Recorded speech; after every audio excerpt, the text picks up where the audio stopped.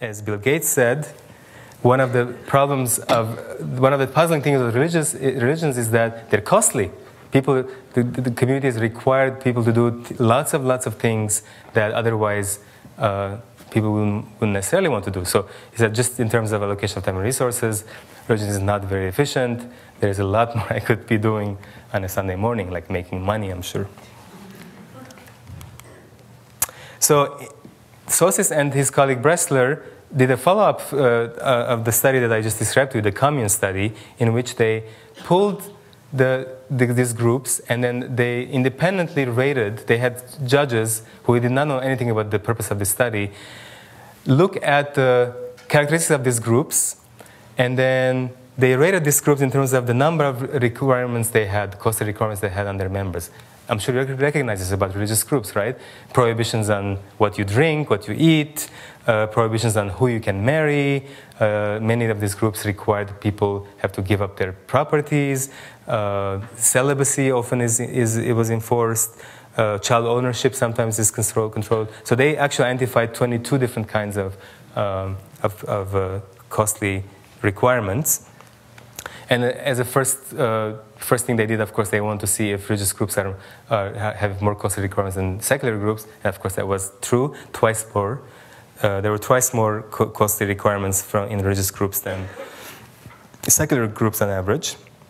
Then the next question is, does that explain the difference in longevity? Is this the reason why religious groups, communes survive longer? And the answer seemed to be yes. So on the left side here, you can see that the number of costly requirements predict commune duration.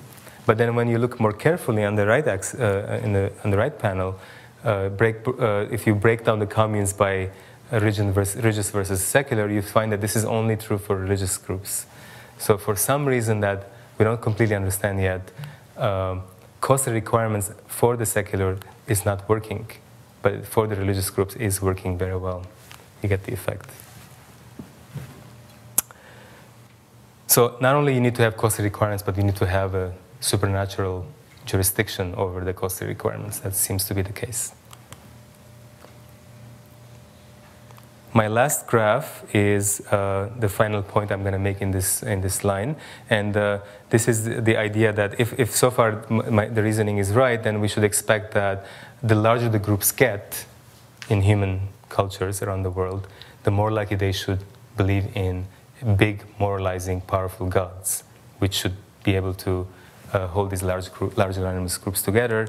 And in another study where in the study, the researchers looked at the standard cross-cultural sample with 186 cultures, and then what they did is they looked at the probability that a culture has a moralizing god, like the Abrahamic god, but also there are many other moralizing gods, like the Iroquois League had a moralizing god, the Inca pantheon had a moralizing god. So not all cultures had moralizing gods, but many did.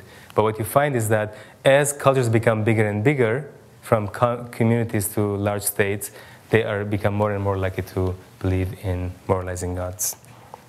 Again, this is a cultural evolution process. It's not genetic evolution. The almost final thing I will say is that there's one interesting implication of this last part of my argument, and the implication is that it helps to understand the roots of religious intolerance and violence. For the same, and I call this the Bin Laden Gandhi paradox, right? On one hand, we see evidence of a lot of religious violence in the world. You don't have to be a researcher to see it. It's all over us. Religion is not unique to religions, but it's also endemic to religions, right? So why is that is an important puzzling question. There has been lots and lots of opinion and anecdote about this topic, but very little scientific research. But at the same time, you see that religion, again, has a cooperative element, and many leaders have used religion for nonviolent conflict resolution, like Mahatma Gandhi or Martin Luther King. What's going on? I think that this perspective, understanding that religion can facilitate cooperation, can help us understand also under what conditions religion can lead to antagonism between groups. The idea here is that if I encounter people who believe in the same God than I do, then we cooperate. we are a community, even if we were anonymous strangers. But then what happens when and I trust these people, but what happens when I meet someone who believes in a different God? Then for the same reason that I trust people who believe in my God, I'm going to distrust someone who believes in a different God, right?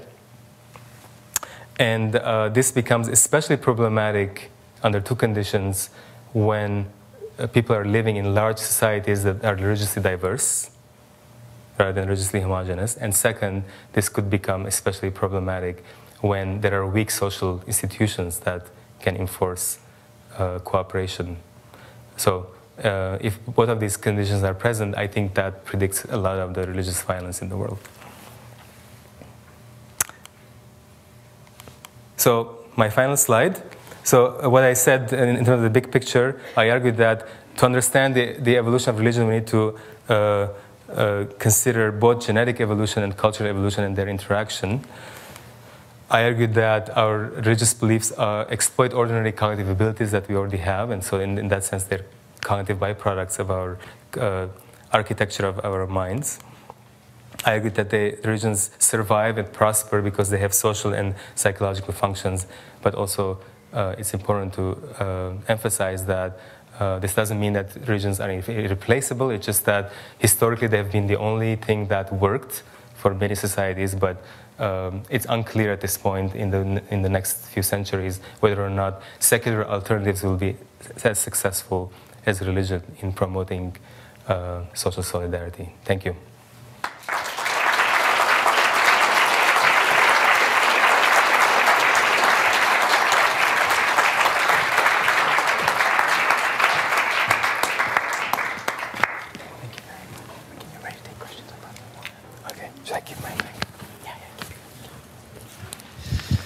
Ladies and gentlemen, as usual, we open the floor for questions, and as usual, I will try to paraphrase them for the vodcast. And if I don't do a good job, just tell me, and you can do it again. So please, I'm sure there are lots of questions. Sir. Have you done any work on agnostics? I mean, is that just a notch on the atheists in your view, or are you concerned at all about that group? So the question is, are agnostics different, and have you done any research on them? Good question. The short answer to the question is we don't know. A little bit longer answer is that we're just starting to look at this question of different flavors of atheism. And it's a very confusing picture. People say lots of things. Like people say, I'm an atheist, and then we look at their belief in God, and they give like a 3 or 4 on a 1 to 10 scale. We're like, how could you say you're an atheist? So there's a problem of the interview technique has its problems, right? People may give contradictory answers. The other problem is that we need very large sample sizes to be able to do these kinds of fine-grained analysis. There's not a whole lot of people who call themselves agnostic in our society, so we need to find these people and then do more fine-grained studies. But that's an important question, yeah. So can I ask a follow-up question? Yes. So when you survey people, is it very bimodal? So they score either 0, 1, or No, 4, it's 5? You get a normal distribution. Okay. It's just that the labels, I'm much more trusting of what people say about their belief in God than the labels atheism, agnostic, religious.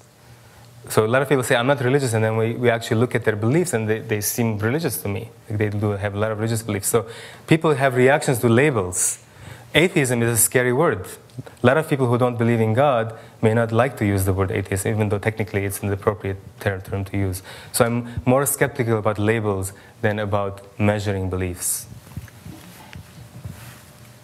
What do you know about Dawkins or Dennis' idea of a meme for religion? So the question is, what do you think of the idea of a meme for religion? You might have to explain meme. So yes, thank you for the question. The meme is a term that Richard Dawkins coined in The Selfish Gene and has become a meme itself. The meme is the idea that it's a cultural unit analogous to the gene that can be transmitted. And that Darwinian mechanisms work in the same way that it works for genetic transmission. What I described here has similarities to that view, but also there are some differences. For example, in the study of cultural evolution, as I described here, I don't assume that transmission is fateful, for example. It's not like genetic transmission where there's rare, mutations are rare. In cultural transmission, mutations are usually the norm. So there's a big difference in there. The other issue with the idea of meme is what exactly is, like how do you know what a meme is? And if you want to understand how a song is transmitted, is it the song as a whole? Is it the part of a song, etc.? So the meme idea is underdeveloped. That's another way I can say, I can describe what I'm saying. Whereas here we're trying to look at more fine-grained at the mechanisms of transmission. But in general, I would say that there's a lot of overlap, there's a lot of agreement in terms of the general perspective.